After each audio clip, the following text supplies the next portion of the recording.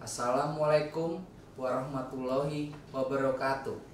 Shalom, salam sejahtera, Om Swastiastu, Namo Buddhaya, salam kebajikan.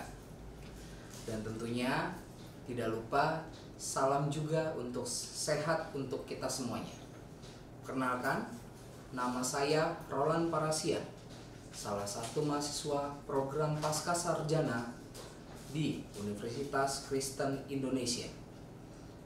Video ini saya buat secara singkat dan sederhana dengan keterbatasan penyaji dalam kepentingan pemenuhan tugas mata kuliah Hukum Perbankan dan Lembaga Keuangan dengan dosen pengampu Ibu Dr. Diana Riawinanti Napitupulu, SH, MH, MKN, MSc, dengan judul pembahasan yang kami angkat tentang dana pensiun.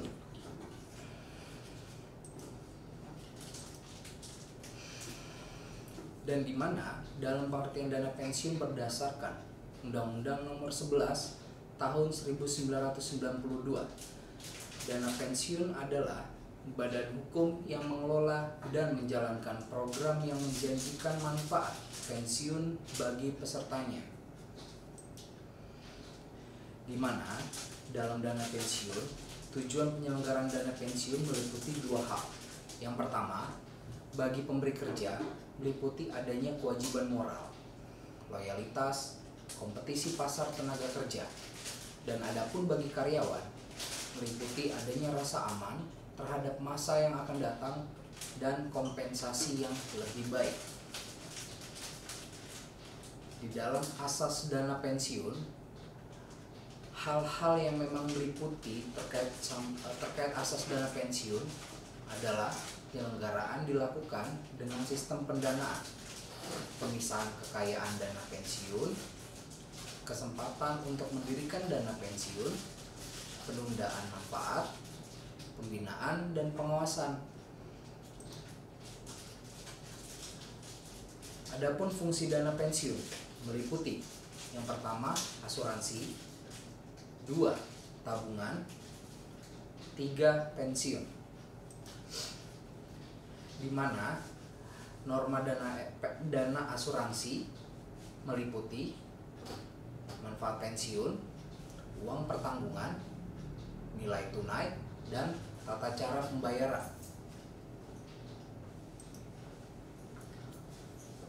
Peserta dan usia pensiun meliputi adanya pensiun normal, pensiun dipercepat, pensiun ditunda, dan pensiun cacat.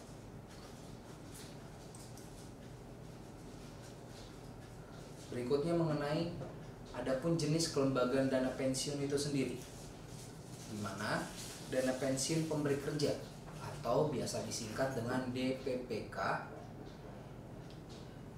berdasarkan Peraturan Pemerintah Nomor 76 Tahun 1992 tentang Peraturan Dana Pensiun Pemberi Kerja, mencakup ketentuan sebagai berikut. Yang pertama, nama dana pensiun yang bersangkutan. 2. Nama pendiri. 3. Karyawan yang berhak menjadi peserta dan persyaratan untuk menjadi peserta. 4. Nama mitra pendiri. 5. Tanggal pembentukan dana pensiun. 6.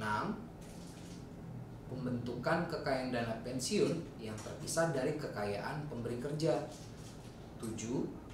Maksud dan tujuan pembentukan dana pensiun. 8. Masa jabatan pengurus dan dewan pengawas, hak, kewajiban, dan tanggung jawab pengutus, dewan pengawas, peserta, pemberi kerja. 9. Besarnya iuran untuk program pensiun dan rumus manfaat pensiun serta faktor-faktor yang mempengaruhi perhitungan. 10. Tata cara pembayaran manfaat pensiun. 11. Tata cara penunjukan dan penggantian pihak yang berhak atas manfaat pensiun apabila peserta meninggal dunia. 12. Tata cara perubahan peraturan dana pensiun dan tata cara pembubaran dan penyelesaian dana pensiun itu sendiri. Di mana selanjutnya dalam pasal 5 ayat 1 dalam Undang-Undang Nomor 11 tahun 1992 dari sudut pembentukannya ialah sebagai berikut. Yang pertama, peraturan dana pensiun. 2, pernyataan tertulis pendiri yang menyatakan keputusannya untuk mendirikan dana pensiun dan pemberlakuan peraturan dana pensiun. 3, peraturan dana pensiun yang ditetapkan oleh pendiri. 4, arahan investasi. 5, laporan aktuaris. 6, penunjukan pengurus, dewan pengawas, dan penerima titipan. Adapun mengenai kepengurusan dan pelaporan, di mana pengurus dana pensiun ditunjuk oleh pendiri dan bertanggung jawab kepada pendiri atas pengurusan dana pensiun. Penunjukan tersebut berlaku hanya sampai 5 tahun dan dapat ditunjuk kembali. Pengurus dana pensiun wajib menyampaikan kepada peserta mengenai neraca dan perhitungan hasil usaha menurut bentuk, susunan, dan waktu yang ditetapkan oleh Menteri Keuangan. Dalam hal penggabungan atau pemisahan dana pensiun dapat dilakukan dengan ketentuan sebagai berikut. Yang pertama, dana pensiun yang melakukan penggabungan memiliki program pensiun yang sama. 2, harus ada pemberi kerja yang bertanggung jawab atas kewajiban berkaitan dengan masa kerja peserta. Dan 3, penggabungan suatu DPPK dengan DPPK lainnya harus seizin Menteri Keuangan. Dan mengenai hal pengalihan peserta dari satu dana pensiun ke dana pensiun lain dengan ketentuan sebagai berikut. Yang pertama, kedua program dana pensiun adalah sama. 2, harus ada pemberi kerja yang bertanggung jawab atas kewajiban yang berkaitan dengan masa kerja kelompok karyawan yang dialihkan sebagaimana ditetapkan dalam peraturan dana pensiun sebelum berlakunya pengalihan. Adapun dana pensiun sebagai lembaga keuangan atau biasa disingkat DPLK, di mana dana pensiun yang dibentuk oleh bank atau perusahaan asuransi jiwa untuk menyelenggarakan program pensiun iuran pasti bagi perorangan. Adapun persyaratan yang mendirikan program dana pensiun bagi perusahaan asuransi jiwa tersebut ialah diantaranya: 1, memenuhi tingkat solvabilitas di mana rentan waktunya minimal sekitar 8 bulan. 2, memiliki kesiapan untuk menyelenggarakan DPLK itu sendiri. 3, memiliki kinerja investasi yang sehat. 4, sanggup menyampaikan laporan hasil penilaian solvabilitas dan investasi perusahaan. Dan yang terakhir, telah menjalankan usaha minimal 5 tahun. Adapun persyaratan mendirikan program dana pensiun bagi bank umum, di antaranya yang pertama, memenuhi tingkat kesehatan bank.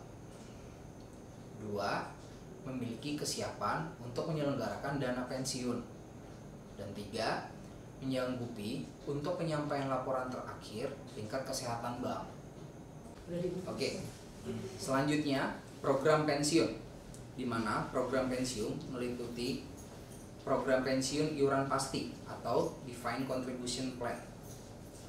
Yang kedua, program pensiun manfaat dan imbalan pasti. 3, program pensiun berdasarkan keuntungan. Di mana apabila kita bagi program pensiun iuran pasti atau defined contribution plan merupakan program pensiun yang iurannya ditetapkan dalam peraturan dana pensiun dan seluruh iuran serta hasil pengembangannya dibukukan pada rekening masing-masing peserta sebagai manfaat pensiun. Formula yang digunakan diantaranya yang pertama money purchase plan, yang kedua saving plan. Selanjutnya mengenai program pensiun manfaat atau imbalan pasti, merupakan program pensiun yang manfaatnya ditetapkan dalam peraturan dana pensiun atau program pensiun lain yang bukan merupakan program pensiun iuran pasti. Dan selanjutnya apabila kita bisa pelajari bersama mengenai program pensiun berdasarkan keuntungan, yang merupakan program pensiun iuran pasti dengan iurannya hanya dari pemberi kerja yang didasarkan pada rumus yang dikaitkan dengan keuntungan pemberi kerja. Adapun di dalam pembiayaan program pensiun dengan metode pay as you go memiliki ciri-ciri pensiun yang diantaranya: yang pertama, tidak terdapat ketentuan mengenai besarnya manfaat. Yang kedua, manfaat tidak ditetapkan dan belum dijanjikan. Yang ketiga, pensiun merupakan bagian kecil dalam kaitannya dengan kegiatan usaha. Dan metode sistem pendanaan diantaranya meliputi yang pertama, single premium funding, di mana biaya setiap peserta program untuk 1 tahun tertentu ditentukan dengan faktor anuitas untuk menetapkan nilai sekarang dari pensiun tahunan peserta setelah memperhitungkan masa kerja. Kedua, dengan level premium funding, di mana metode pendanaan yang dirancang untuk menghindari kenaikan biaya pensiun yang terjadi pada saat usia peserta bertambah dan ada saat kenaikan gaji.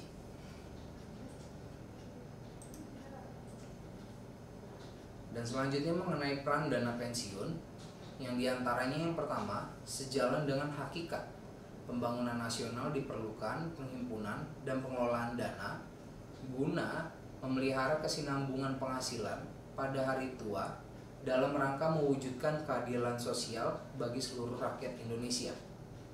Yang kedua, sebagai sarana penghimpun dana guna meningkatkan peran serta masyarakat dalam melestarikan pembangunan nasional yang harus tumbuh dan berkelanjutan.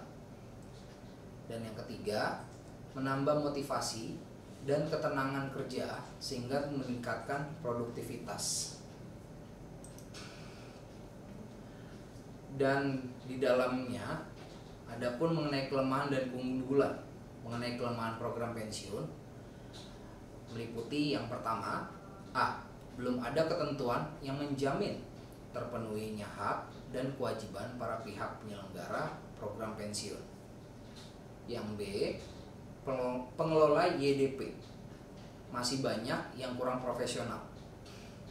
Yang C. Arahan investasi kurang jelas dan kurang konsisten terhadap pencapaian tujuan program pensiun. D. Banyak investasi yang dilakukan pada aset yang kurang produktif, tidak cepat menghasilkan. Dan di sisi keunggulan program pensiun itu meliputi yang pertama, dibebaskan dari pajak penghasilan. Yang kedua, biaya relatif rendah. Yang ketiga, memiliki prospek likuiditas dan solvabilitas yang tinggi.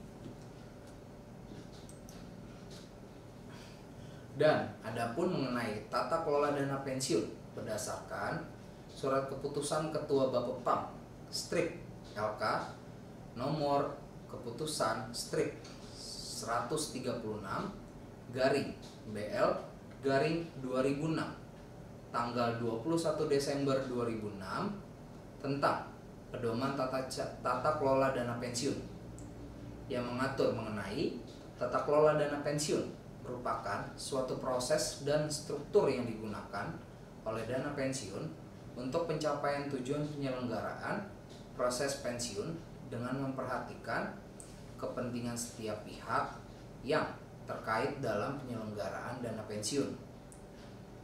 Berdasarkan peraturan perundang-undangan yang berlaku, dan praktek yang berlaku umum.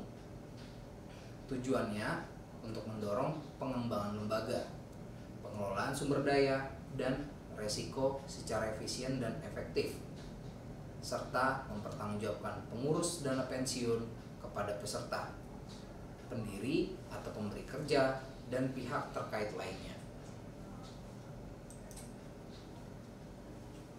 Setiap dana pensiun harus memastikan bahwa prinsip good governance diterapkan pada kegiatan pengelolaan dana pensiun dalam rangka menjaga kelangsungan kegiatannya. Prinsip-prinsip GPFG yang terdiri dari yang pertama, transparansi, kedua, akuntabilitas, ketiga, responsibilitas, keempat, independensi, dan kelima, kesetaraan dan kewajaran. Penerapan CPFG didukung oleh 3 pilar yang saling berhubungan dan masing-masing harus melaksanakan fungsinya dengan baik, yaitu yang pertama, sebagai regulator, pembuat dan pengawas pelaksanaan peraturan. Yang kedua, dana pensiun sebagai pelaku. Yang ketiga, peserta sebagai pengguna jasa dana pensiun.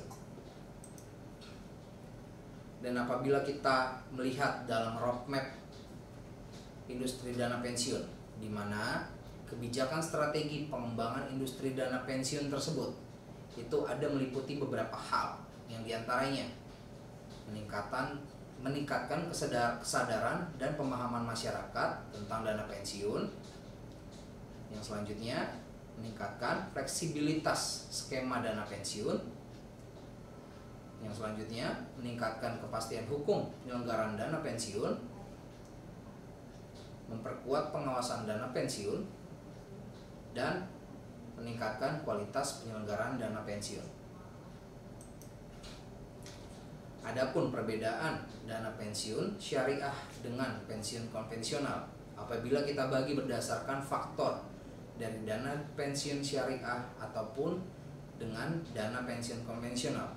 Berdasarkan faktor prinsip, kita bisa lihat dari dana pensiun syariah memenuhi ketentuan syariah. Dan sedangkan dalam dana pensiun konvensional tidak terdapat aturan harus memenuhi ketentuan tertentu. Sedangkan di dalam faktor investasi, dalam dana pensiun syariah meliputi bagi hasil, sedangkan dana pensiun konvensional meliputi bunga. Adapun faktor keuntungan dalam dana pensiun syariah meliputi profit dan falah oriented, sedangkan dana pensiun konvensional meliputi profit oriented. Faktor pengawasan dalam dana pensiun syariah itu memiliki dewan pengawas syariah, sedangkan dana pensiun konvensional tidak ada lembaga pengawas terkait. Dan yang terakhir, dalam faktor instrumen, pada dana pensiun syariah memiliki investasi pada usaha yang halal, sedangkan pada dana pensiun konvensional bebas. Dan selanjutnya kami mengucapkan untuk video tersebut yang secara sederhana dalam paparan materi, dan saya memohon maaf atas setiap kekurangan dan keterbatasannya. Dan hal ini memang bagi kami masih membutuhkan pendalaman yang lebih serius dalam judul topik bahasan tentang dana pensiun tersebut. Dan ini pun saya buat untuk memenuhi tugas mata kuliah hukum perbankan dan lembaga keuangan yang kedepannya kami sangat membutuhkan masukan serta bimbingan secara khusus dari dosen pengampu yang kami hormati, melalui Ibu Dr. Diana Ria Winanti, Napitupulu, SH, MH, MKN, MSc, sebagai bekal atau proses pembelajaran kami yang lebih baik. Dan tentunya jangan lupa subscribe, like, comment, and share video channel YouTube dari Ibu Dr. Diana Ria Winanti, Napitupulu, SH, MH, MKN, MSc. Dan kami ucapkan terima kasih.